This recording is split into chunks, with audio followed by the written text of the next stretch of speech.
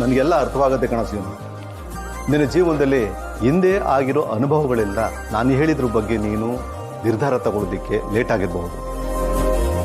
ಹಾಗೆ ನೋಡಿದ್ರೆ ಇಷ್ಟು ವರ್ಷ ಕೆಲಸ ಮಾಡಿ ಇಷ್ಟು ದೊಡ್ಡ ಕುಟುಂಬನ ಪೋಷಣೆ ಮಾಡಿರೋ ನಿನಗೆ ರೆಸ್ಟ್ ಬೇಕು.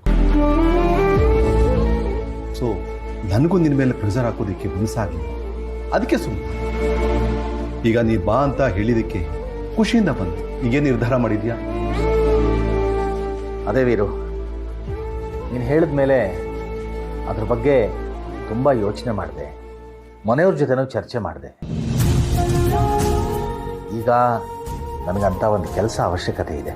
ಅದಕ್ಕೇ ಇಷ್ಟು ದಿನ ಹೇಗೋ ಚಿಕ್ಕದಾಗಿ ನನ್ನ ಯೋಗ್ಯತಾನುಸಾರ ಮಾಡ್ಕೊಂಡು ಹೋದೆ. ಈಗ ದೊಡ್ಡದಾಗಿ ಮಾಡಬೇಕು ಅಂತ ಅಂದ್ಕೊಂಡಿರೋದ್ರಿಂದ ಕೆಲವು ವಿಚಾರದ ಬಗ್ಗೆ ನಾನು ನೀನು ಸ್ಪಷ್ಟವಾಗಿ ಮಾತಾಡಿಕೊಂಡು ಮುಂದುವರಿಯೋಣ ಅಂತ ಫೋನ್ ಮಾಡಿ ಕರೆದೆ ಅಷ್ಟೆ. ಅಂದರೆ ವ್ಯವಹಾರಕ್ಕೆ ಮಾತಾಡಕ್ಕೆ ಕರೆದೆ ಅಂತ ಆಯ್ತು. ನೋಡೋ, ನೀನೀಗ ಬಿಸ್ನೆಸ್ ಮಾಡೋದಕ್ಕೆ ಒಪ್ಕೊಂಡಿದ್ಯಲ್ಲ, ಅದಕ್ಕಿಂತ ಖುಷಿ ನನಗೇನು ಬೇಕು ಹೇಳು? ಇನ್ನು ಇದ್ರ ಮೇಲೆ ಏನೋ ವ್ಯವಹಾರ ಮಾತಾಡೋದಿದೆ. ನೀನು ಯಾವಾಗ ಶುರು ಮಾಡಬೇಕು ಅಂತ ಹೇಳು, ನಾನೆಲ್ಲ ಏರ್ಪಾಟ್ ಮಾಡ್ತೀನಿ. ಹಾಗಲ್ಲಣ್ಣ, ನೀವೇನೋ ಇವ್ರ ಮೇಲೆ ಇಟ್ಟಿರೋ ವಿಶ್ವಾಸ ಪ್ರೀತಿಯಿಂದ ಎಲ್ಲ ಏರ್ಪಾಟ್ ಮಾಡ್ತೀರಾ, ಆದರೆ ಅದು ನಮ್ಮ ಮನೆಯವ್ರಿಗೆ ಇಷ್ಟ ಆಗಲ್ಲ. ಇದರಲ್ಲಿ ಇಷ್ಟವಾಗದಿರೋದು ಏನಿದೆಯಲ್ಲ, ಕೆಲಸ ಗೊತ್ತಿರೋದು ಅವನಿಗೆ. ಗ್ಯಾರೇಜ್ನ ಹೇಗೆ ನಡ್ಸ್ಕೊಂಡು ಹೋಗ್ಬೇಕಂತ ಅವ್ನಿಗೆ ಗೊತ್ತಿದೆಯಲ್ಲ. ಅದ್ರ ಮೇಲೆ ಅವನು ಏನೇ ನಿರ್ಧಾರ ತಗೊಂಡ್ರು ನನಗೆ ಒಪ್ಪಿಗೆ ಇದೆ. ಹಾಗಲ್ಲ ವೀರು, ಜಾಗ ನಿಂದು, ಇನ್ವೆಸ್ಟ್ಮೆಂಟ್ ನಿಂದು, ಪರಿಶ್ರಮ ಮಾತ್ರ ನಂದು. ಹಾಗಾದ್ಮೇಲೆ ಅದರಲ್ಲಿ ಬರೋ ಲಾಭನೂ ಸಹ ಇಬ್ರು ಹಂಚ್ಕೋಬೇಕು. ಸೀನು, ಈ ರೀತಿ ಕೇಳೋದಕ್ಕೆ ನಿನಗೆ ಹೇಗೋ ಮನಸ್ಸು ಬರುತ್ತೆ? ಮೊದಲೇ ಹೇಳಿದೆ, ನಾನು ಇವತ್ತು ಈ ಸ್ಥಿತಿಲಿ ಇರೋದಕ್ಕೆ ನೀನೇ ಕಾರಣ, ಅದಕ್ಕೆ ನಿನಗೆ ಇದನ್ನೆಲ್ಲ ಮಾಡಿಕೊಡ್ತಾ ಇದ್ದೀನಿ ಅಂತ. ನಿನ್ನ ಋಣ ನನ್ನ ಮೇಲೆ ತುಂಬ ಇದೆ ಕಣ, ಅದನ್ನು ಇಳಿಸ್ಕೊಳ್ಳೋಣ ಅಂತ ನಿನಗೆ ಗ್ಯಾರೇಜ್ ಮಾಡಿಕೊಡ್ತಾ ಇದ್ದೀನಿ. ನಿನ್ನಿಂದ ನನಗೆ ಯಾವ ಲಾಭನೂ ಇಲ್ಲ. ನೀನು ಖುಷಿಯಾಗಿದ್ದರೆ ನನಗಷ್ಟೇ ಸಾಕು. ಹಾಗಲ್ಲ ಸರ್, ನಮ್ಮ ಮಾವ ಎಂಥ ಸ್ವಾಭಿಮಾನಿ ಅನ್ನೋದು ನಿಮಗೆ ಗೊತ್ತು. ಅವರು ಸ್ವಂತ ಮಗನ ಮನೆಯಲ್ಲಿದ್ದರೂ ತಾವಿಬ್ಬರು ನಮಗೆ ಹೊರೆ ಆಗಬಾರ್ದು ಅನ್ನೋ ಕಾರಣಕ್ಕೆ ತಮ್ಮ ಖರ್ಚನ್ನ ನಮಗೆ ಕೊಡ್ತಿದ್ದಾರೆ. ಅಂಥದ್ರಲ್ಲಿ ನೀವು ಹಾಕ್ಕೊಡೋ ಬಿಸ್ನೆಸ್ಸಲ್ಲಿ ಬರೋ ಲಾಭನ ಅವರೊಬ್ಬರೇ ಹೇಗೆ ಅನುಭವಿಸ್ತಾರೆ ಹೇಳಿ? ನಿನಗೆ ಗೊತ್ತು, ನನಗೆ ಕೆಲಸ ಮಾಡಿ ಗೊತ್ತೇ ಹೊರತು ವ್ಯವಹಾರ ನನಗೆ ಗೊತ್ತು. ಅದಕ್ಕೇನೆ ನೀನೇ ಒಂದು ಮಾತು ಹೇಳಿಬಿಡು, ಇಷ್ಟು ನನಗೆ ಬೇಕು ಅಂತ ಹೇಳಿಬಿಟ್ರೆ ನಾನು ಮರು ಮಾತಾಡದೆ ಕೊಡ್ತೀನಪ್ಪ, ಮಿಕ್ಕಿದ್ದನ್ನೆಲ್ಲ ನಾನು ನೋಡ್ಕೊಳ್ತೀನಿ ಅಷ್ಟೆ. ಆಯ್ತಪ್ಪ, ನಿನಗೆ ಎಷ್ಟು ಕೊಡಬೇಕು ಅನ್ಸುತ್ತೋ ಅಷ್ಟು ಕೊಡು. ಇಷ್ಟೇ ಬೇಕು ಅಂತ ನಾನು ನಿನ್ನನ್ನು ಕೇಳೋದಿಲ್ಲ. ಇದು ಒಳ್ಳೆ ಪೇಚ್ಲಾಟವಿರು. ಒಂದು ಕೆಲಸ ಮಾಡು, ಏನು ಲಾಭ ಬರುತ್ತೋ ಅದನ್ನು ಇಬ್ಬರು ಸಮವಾಗಿ ಹಂಚ್ಕೊಳ್ಳೋಣ, 50-50. ಆಯ್ತಾ? ಏನೋ ನಿನ್ನ ಜೀವನ ಉದ್ಧಾರ ಆಗಲಿ ಅಂತ ನಾನು ನಿನ್ನ ಸಹಾಯ ಮಾಡಿ, ನೀನೇ 50-50 ಅಂತ ಇದೆಯಲ್ಲೋ. ಇದರಲ್ಲಿ ನಂದು ಬರೀ ಬಂಡವಾಳ ಅಷ್ಟೇ. ಹಗಲು ರಾತ್ರಿ ಕಷ್ಟಪಟ್ಟು ದುಡಿಯೋರು ನೀನು. ಹಾಗಂದ್ಮೇಲೆ ಲಾಭದಲ್ಲಿ ನಿನಗೆ ಜಾಸ್ತಿ ದುಡ್ಡು ಸಿಗ್ಬೇಕಲ್ವಾ?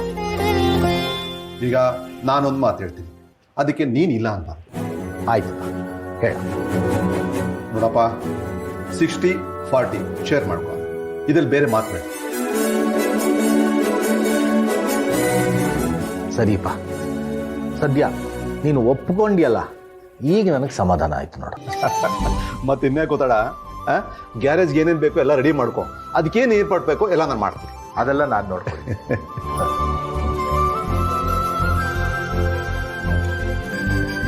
शुक्लाम्बरधरं विष्णुं शशिवर्णं चतुर्भुजं प्रसन्नवदनं ध्यायेत् सर्वविघ्नोपशान्तये।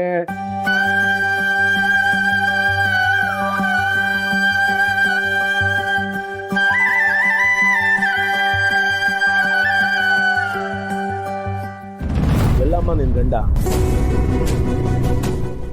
ಅದು ಯಾವುದೋ ಮುಖ್ಯವಾದ ಕೆಲಸ ಅಂತ ಹೊರಗೆ ಹೋಗಿದಾರಪ್ಪ, ಇನ್ನೇನು ಬಂದ್ಬಿಡ್ತಾರೆ. ನಮ್ಮನೇಲಿ ಏನಾದರೂ ಇದ್ದಾಗಲೇ ಆ ಬಡ್ಡಿ ಇದ್ದಂಗೆ ಏನಾದರೂ ಕೆಲಸ ಬರ್ತದೆ, ಇಲ್ಲ ಅಂದರೆ ಕೊಟ್ಟಿಗೆಲ್ ಕೋಣ ಬಿತ್ಕೊಂಡಂಗೆ ಬಿತ್ಕೊಂಡಿರ್ತಾನೆ. ಅಲ್ಲ ಕಣವ, ನಿಮ್ಮಿಬ್ಬರಿಗೂ ಒಳ್ಳೇದಾಗಲಿ ಅಂತ ತಾನೇ ನಾವು ಪೂಜೆ ಮಾಡಿಸ್ತಾ ಇರೋದು. ಅವನೇ ಇಲ್ಲ ಅಂದರೆ ಹೆಂಗವ? ಇಷ್ಟರಲ್ಲೇ ಗೊತ್ತಾಯ್ತದೆ ಅವ್ನು ನಿನ್ನನ್ನು ಎಷ್ಟು ಪ್ರೀತಿ ಮಾಡ್ತಾವನೆ ಅಂತ. ಅದೇನು ಅಂತ ಅವನ್ನ ಕಟ್ಕೊಂಡ್ಬಿಟ್ಟೋ ಏನೋಪ್ಪ.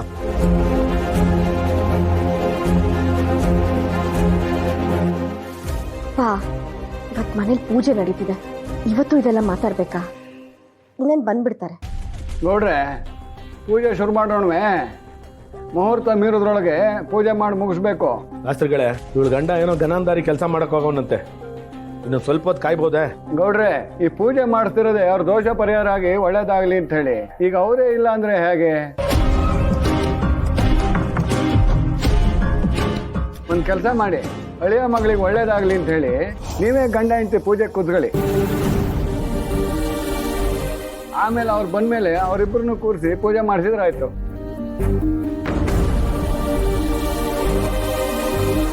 ಹೌದು ರೀ, ಶಾಸ್ತ್ರಿಗಳು ಹೇಳಿದಾಗೆ ನಾವೇ ಪೂಜೆ ಕೂತ್ಕೊಳ್ಳೋಣ. ಸರಿ ಬಿಡಮ್ಮ, ಆ ಬಡ್ಡಿಯದ ಬರಂಗ್ ಕಾಣಲ್ಲ. ಶಾಸ್ತ್ರಿಗಳೇ, ನಿಮಗೆ ಗೊತ್ತಲ್ಲ, ನನಗೆ ಕೆಳಗಡೆ ಕೂತ್ಕೊಳ್ಳೋಕೆ ಆಗೋದಿಲ್ಲ. ನಾವಿಲ್ಲೇ ಕೂತ್ಕೋತೀವಿ. ಅದೇನು ಮಾಡಬೇಕು ಅಂತೇಳಿ ನಾವು ಇಲ್ಲಿಂದನೇ ಮಾಡ್ತೀವಿ. ಶ್ರೀ ಗುರುಭ್ಯೋ ನಮಃ. ಹರಿ ಓಂ.